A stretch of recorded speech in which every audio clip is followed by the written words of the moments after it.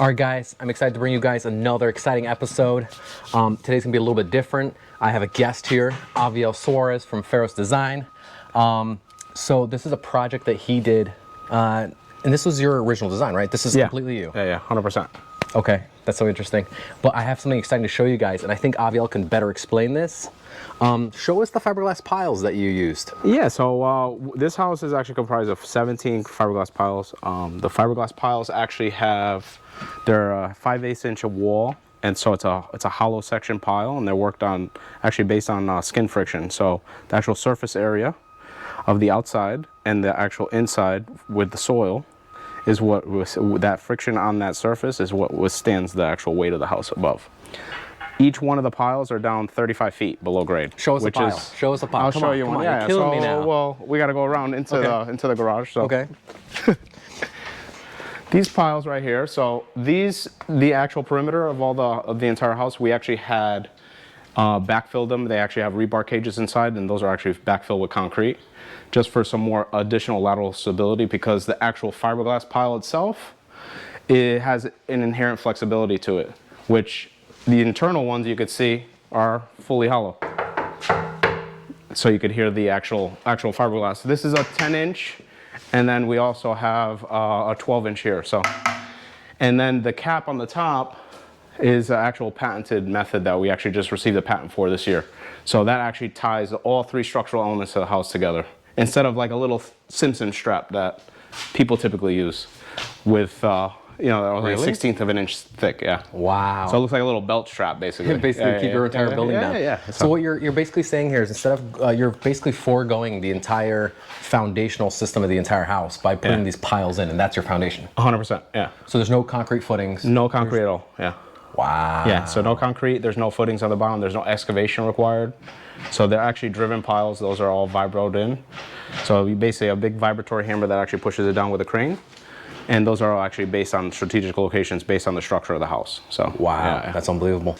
All right, so the exciting thing we're going to do today, not super exciting, but I think the thing that we're going to try to accomplish today. Yeah, exactly. Is we're just going to complete the fascia cap. One of the things that, you know, when we were actually designing this house and building the house, it was in the middle of the pandemic. So, you know, material lead times and everything, especially, you know, black aluminum, it took a little while to get it. And then just coordinating everybody's schedule in order to have this happen, we had a little piece that was missing. So we got to just finish that up, and it's actually for the generator pad. That generator pad is it's just withholding a whole house generator. Is a 22 kilowatt Generac system. And that's if the power would ever go out. That's just if the power to go out. So okay, it's just like peace of mind. Yeah, exactly. Just supplementary stuff. But it weighs about 500 pounds. That's why we actually have a steel bracket that's actually anchored back into the house itself. So. But what's it running off of? It's running off of natural gas. Very nice. Yeah. Oh, that's nice and clean. Okay. Yeah, so you don't have to worry about it. Let's see let's see that fascia over there. Yeah. So the fascia, what we like to do is try to actually mimic what we have already currently, which is just a flat stock that's actually bent into an aluminum drip that has like a little kick out right here that's coming out. So we're just going to continue that along this face, which is painted black right now just so it didn't look so arbitrary in the interim. And then, you know, we're probably going to see if we could make a little kick so it could actually go within the actual underside of the composite decking that's here. Nice. So it's just going to complete the look. It's not really something to protect it because this is all pressure treated. So it's not that it has to be done, it's just more of an aesthetic thing. So I think it's nice. I think that's about it. Let's get to it. Let's do it. Let's do it. Let's bend it up. So the first thing we're going to do is take some measurements, right? Yeah. Then we're going to bend up the aluminum and stick it in, right? Yeah. All right, so we're up on where the generator pad is, and the next thing we're going to do here is we're basically just we're gonna do that. We're gonna fold up the bottom piece, so we're gonna actually make like an L configuration. So it'll be a nice flat piece that just kind of goes up to the underside of the composite decking, and then we're gonna just cut that.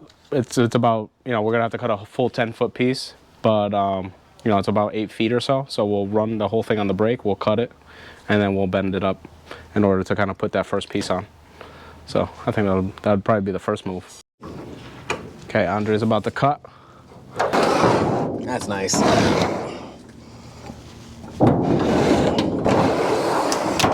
Okay, so this piece is just a scrap piece that we can use for something else.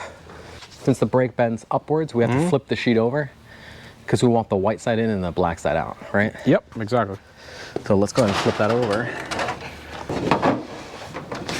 Since this is our nice side, right? This is our nice side. Our nice factory edge, yep. We'll put that towards the bottom, so that'll be our 3-inch side. Mm-hmm. And we'll put the other side to the top. Exactly, yeah, because it's getting concealed anyways by the kick, so. Yeah. Let me just go ahead and mark that 3 inches. Okay, so I might need your help a little bit. Yep. I gotta just pull the handle up. Yeah. 1, 2, 3.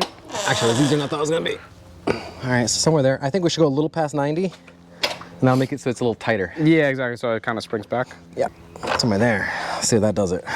Yep, that'll do it. Looks pretty good, right? Oh, that looks beautiful.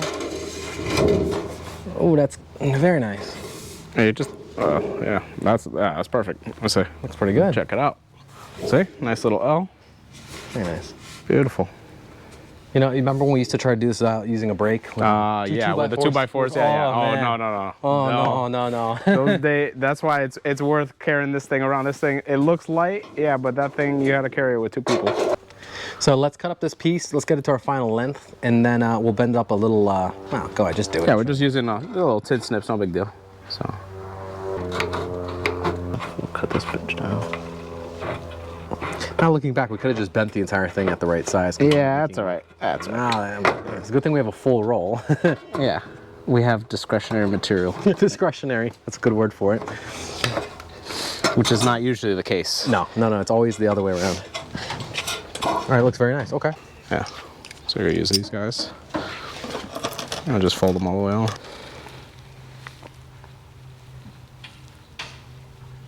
We'll go a little bit past 90. Mm-hmm. Very nice. You're right. This is why you do this more than this is why you do this, not me. Listen. I've had the brake for a couple of years longer. I'm just an architect. I'm just an architect. Oh, I'm sorry. That's like someone going to a gun shop. Like, oh, I just have a bazooka in the trunk. Yeah. Yeah, okay. Thanks, guy. But I get my hands dirty. Ready? Okay. So you're telling me this has to fit right in here, huh? Okay. That's beautiful. Okay. Very nice. Just change this was over that, so it's actually better to have this over just for water purposes. Not like this really withholding any water, but there is a right and a wrong. So Yeah. so doing the leg over the bottom piece. So when water drips, it actually goes and supersedes past the bottom leg. What are we using today for nails? We're using the aluminum siding nails? Yeah. Okay. You know how you don't mess up a single nail your entire career, and when you put the camera on? See, you're a you. bastard. Leave that one in. So put one next to it. Yeah. And then pull it out after. No. Or we'll cut it. That way it doesn't damage the aluminum. I think You fixed it? you think I may be all right. So probably one in the center and then 2 other ones out of there. All right. I'll chew him. Here, I'll shoot you over this. Oh, what a nice guy. I'll trade off with you. I'll give you. I'll hold this guy. There you go. Oh, watch it. Yeah.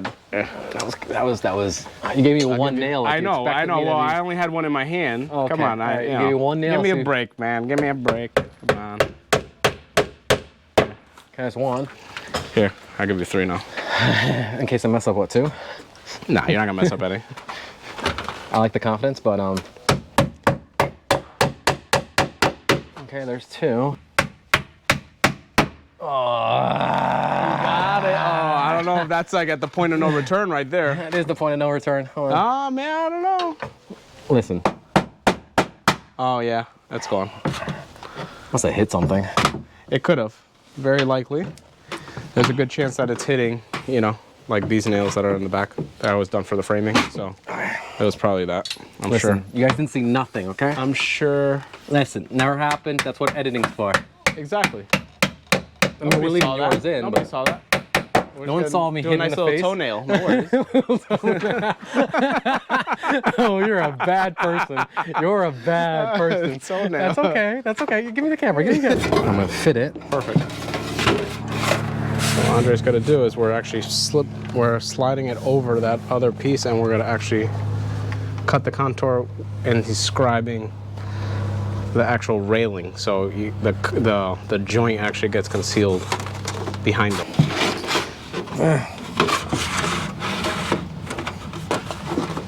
Let me just fit this in a little tighter. Oh, if not, no, we'll just cut this end. It's easier to just cut the end, flat. Yeah. That's you. I think it's you, baby. I'll scribe it. We'll scribe the back of it. Better take it before you lose your call. That's all right. Do you have ringtones for people who are annoying? Yes. I do. What's mine? I'm not gonna lie. It's only a couple people.